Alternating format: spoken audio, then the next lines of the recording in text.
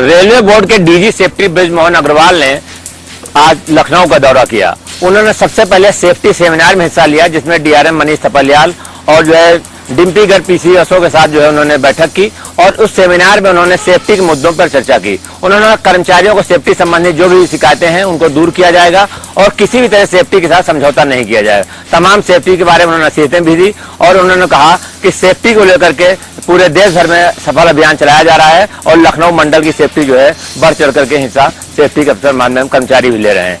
दूसरी तरफ उन्होंने जो है चारबाग स्टेशन पर लगाई गई गांधी प्रदर्शनी का भी मुआयना किया और गांधी प्रदर्शनी दौरे के दौरान वहां के आयोजक नीरज से उन्होंने जानकारी भी ली। उन्होंने बताया कि जो है गांधी जी के ऊपर जो साहित्य है यहाँ पर उस पर भी डिस्काउंट दिया जा रहा है और तमाम लोग इसका फायदा उठा रहे हैं। इसके बाद अंडर कंस्ट्रक्शन जो है जो वहाँ काम था उसका उन्होंने निरीक्षण किया। उन्होंने कहा जो भी निर्माण कार्य हैं उस समय से पूरे किए जाएं और सेफ्टी संबंधी जो भी यहाँ पर रिटायरिंग रूम है, जो भी काम चल रहा है वो जल्द से जल्द पूरा किया जाए। अब उम्मीद है कि उनके निर्देशों जल्द ही लागू करके और जो है रेलवे और काम को बेहतर बनाएगा। कैमरामैन रियाज के साथ टीएन मिश्रा, जनता टीवी, लखनऊ। 2000 के नोट बदलने की अंतिम तिथि आज समाप्त हो गई। इसके पहले 30 सितंबर तक नोट बदलने की तिथि थी, लेकिन इसके बाद करीब 7 दिन तक इस समय को बढ़ाया गया था कि लोग जो भी इनके पास अगर 2000 के नोट हैं तो वो बैंकों में जाकर उसको बदल सकते हैं। इसके लिए बैंकों को खोला भी रखा गया था। कई ऐसी छुट्टियां भी बीच में पड़ी जहां पर बैंकों को साफ तौर पर आदेश दिया गया कि वो बैंकों को खोल कर रखेंगे और 2000 के नोटों को बदलेंगे। फिलहाल बताया जा रहा है कि करीब 96% तक जो 2000 के नोट है वो बैंक तक पहुंच चुके हैं। अभी 4% के जो नोट है वो बाकी हैं। उसके लिए भी माना जा रहा है कि कोई नई गाइडलाइन आएगी जिसके तहत लोग अपने 2000 के नोटों को वापस बैंक में जमा कर सकेंगे या यूं कहें कि उनको बैंक में जाकर उन नोटों को बदला सकेंगे। फिलहाल 2000 के नोट को लेकर कई चर्चाएं भी हैं। अब देखना होगा कि विपक्ष इस नोटबंदी के बाद अब किस तरह से उसको घेरता है, क्योंकि लगातार जो विपक्ष के नेता है वो सवाल खड़ा कर रहे थे कि 2000 के नोट अगर फायदेमंद था तो उसे शुरू किया गया तो उसे बंद क्यों किया गया। फिलहाल अब नोटबंदी की जो तिथि है वो समाप्त हो चुकी है। अब राजनीति जरूर उस पर शुरू होने वाली है। कैमरा पर्सन रियाज के साथ तौकर की दुआई, जनता टीवी, लखनऊ। केजीएमयू लखनऊ के डिपार्टमेंट ऑफ रेडियोथेरेपी के तत्वाधान में आज ओवरी कैंसर में बढ़ रही मृत्यु दर पे, लक्षणों पे और साथ ही साथ उसके निदान पे चर्चा हेतु कार्यशाला का आयोजन हुआ। कार्यशाला का मुख्य उद्देश्य था ओवरी कैंसर पे जो मृत्यु दर हो रही है और ज्यादा इसमें लोगों की संख्या बढ़ रही है, इसको कम कैसे किया जा सके, इस पर चर्चा का मुख्य विषय था। इसमें लखनऊ के गैर सरकारी और सरकारी संस्थानों ने भी भाग लिया। साथ ही साथ केजीएमयू के ऑन्कोलॉजी सर्जरी डिपार्टमेंट ने, डिपार्टमेंट ऑफ क्वीन मैरी ने भी इसमें चर्चा में हिस्सा लिया। मुख्य रूप से इसमें आए हुए अतिथिगणों ने इसमें चर्चा पे इस पे खास तौर से जोर दिया कि अगर शुरुआती लक्षणों का पता चल जाए तो इसका उपचार जल्दी संभव हो सकता है और इसमें मृत्यु दर में कमी आ सकती है। खासतौर से CA 125 और अल्ट्रासाउंड के द्वारा प्रारंभ स्टेज में अगर इसके बारे में पता लग जाए तो निश्चित रूप से ओवरी कैंसर में बढ़ रही संख्या में कहीं ना कहीं कमी आ सकती है। कार्यक्रम का नेतृत्व डिपार्टमेंट ऑफ रेडियोथेरेपी के डॉक्टर सुधीर सिंह ने किया। उक्त प्रकार के कार्यक्रमों का आयोजन निश्चित रूप से केजीएमयू द्वारा अनवरत रूप से होता जा रहा है। अब देखने की बात यह कि इस तरह के कार्यक्रमों का लाभ एक आम जनमानस तक कहां तक पहुंच पाता है, ये तो आने वाला वक्त ही बताएगा। कैमरा पर्सन रियाज के साथ सत्यव्रत शुक्ल, जनता टीवी, लखनऊ।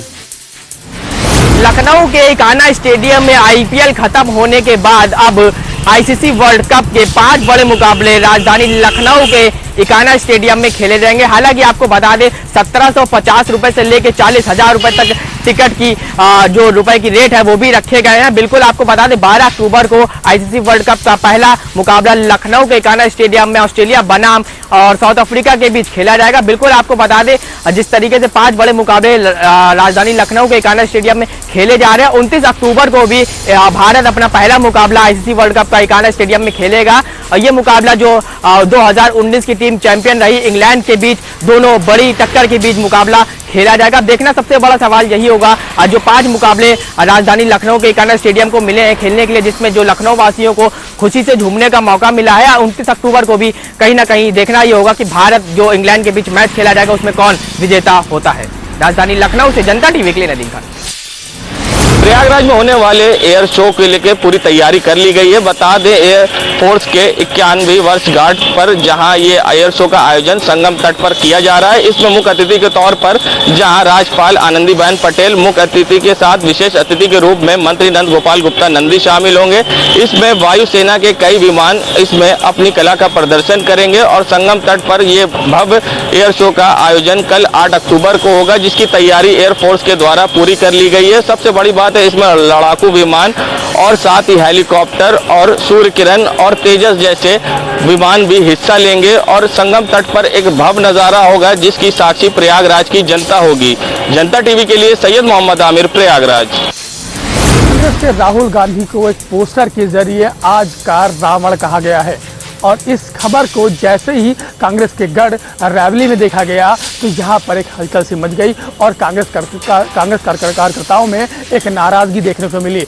आपको बता दूं कि कांग्रेस पार्टी से यहाँ पर नगरपालिका अध्यक्ष शत्रुघ्न सोनकर ने मीडिया के सामने जनता टीवी के कैमरे पर ये बोलते हुए साफ कहा कि भाजपा वाले कुछ भी कह सकते हैं, इनकी बातों में कहीं ना कहीं सच्चाई नहीं होती है। जिस राहुल गांधी को ये रावण कह रहे हैं, उस राहुल गांधी ने देश में 3500 किलोमीटर की पद यात्रा कर लोगों के बीच में मोहब्बत बांटी है और राहुल गांधी यानी गांधी परिवार के कई नेता हैं जिन्होंने अपने देश के ऊपर जान निछावर कर दी है। इतना ही नहीं, उन्होंने ये तक कहने में गुरेज नहीं किया कि जितनी भी अब तक कांग्रेस पार्टी की बनाई हुई चीजें हैं उसको भाजपा वाले अपना बताकर बेचने का काम कर रहे हैं और वो खुद बता दें कि उन्होंने अब तक अपने कार्यकाल में कितनी चीज़ों का निर्माण कराया, कितनी चीज़ें बनाई हैं। तो खुद बताइए कि असली रावण कौन है। तो कहीं ना कहीं अब आरोप प्रत्यारोप का दौर जरूर शुरू हो चुका है,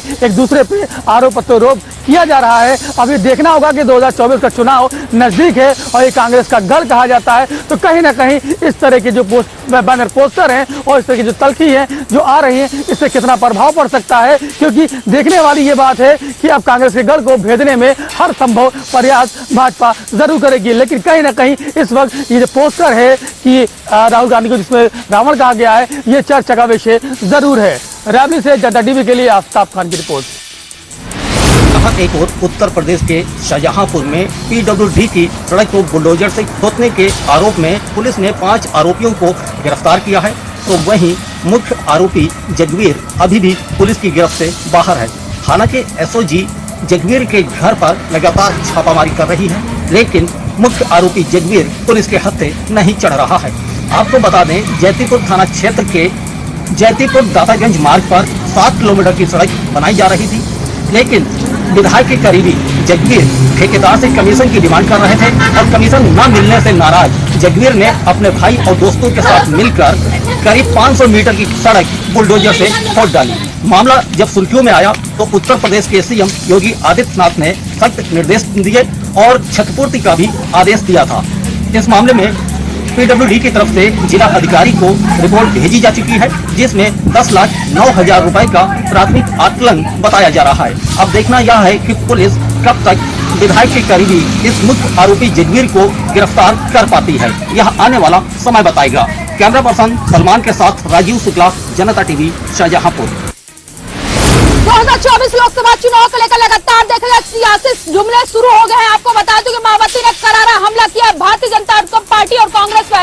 आपको बता दें, मायावती ने ट्वीट करके कहा कि तमाम जुमलेबाजी की जा रही है, चुनावी भुनाने की वादे किए जा रहे हैं। आपको बता दूं कि मायावती के ट्वीट में साफ तौर से बताया गया कि जिस तरीके से पूरा देश महंगाई से चरमराया हुआ है, बेरोजगारी से त्रस्त है, गरीबी की हालत से जूझ रहा है और तमाम वर्ग के लोग इस समय कहीं न कहीं अपने को ठगा हुआ महसूस करो, तो ऐसे में तमाम भारतीय जनता पार्टी और कांग्रेस जो है जातीय जनगणना और ओबीसी और महिला आरक्षण की बातें करके लोगों को रिझाने की कोशिश कर रही है। आपको बता दें कि मायावती ने साफ तौर से कहा, जिस तरीके से देश आजाद हुआ तमाम पार्टियां यहाँ पे राज की और सबसे ज्यादा देखा जाए तो कांग्रेस का सबसे ज्यादा सत्ता पे काबिज रहने का समय रहा, लेकिन वही कांग्रेस उस समय याद नहीं की कि पिछड़े वर्ग का क्या होगा, दलितों का क्या होगा। आज वही कांग्रेस चुनावी सिगोफे और चुनावी नारे दे रही है कि जिसकी जितनी हिस्सेदारी उसकी उतनी भागीदारी। लेकिन मायावती ने यह भी साफ तौर से कहा कि हमारा दलितों को भी ये पता है कि जिस तरीके से बसपा ने तमाम न्याय के काम किया और सामाजिक न्याय को लेकर तमाम योजनाओं को लागू किया है और बसपा की सरकार बनती है जब भी तो तमाम वर्गों को लेकर चलती है, लेकिन ये तमाम पार्टियां जो है जातिवादी और भ्रष्टाचारी राजनीति कर रही हैं। आपको बता दें कि मायावती ने साफ तौर से कहा है कि कांग्रेस जो है हिस्सेदारी की बात कर रही है, भागीदारी की बात कर रही है, लेकिन ये नहीं बता रही है कि जब सत्ता में रहती है तो भूल क्यों जाती है। हालांकि बसपा का ये न्याय का प्रेरणा रहा है और लगातार न्याय करती रहेगी और आगे भी इन तमाम पार्टियों को जनता कहीं ना कहीं नकार देगी, क्योंकि जनता ने अब मन बना लिया है कि इनके बहकावे और छलावे में अब बिल्कुल नहीं फंसने वाले हैं। कैमरा राशिद कश्यप के साथ मैं जय सिंह, जनता टीवी, लखनऊ। प्रतापगढ़ जिले के 3 स्टेशनों का नाम परिवर्तन हो गया है। आपको बता दें, प्रतापगढ़ जिले के सांसद संगम लाल गुप्ता के अथक प्रयासों के बाद रेल मंत्रालय व भारत सरकार द्वारा इस 3 स्टेशनों का नाम परिवर्तित की स्वीकृति मिल गई है। आने वाले 15 अक्टूबर यानी कि नवरात्र के प्रथम दिन से ही इस स्टेशनों का नाम परिवर्तन हो सकता है।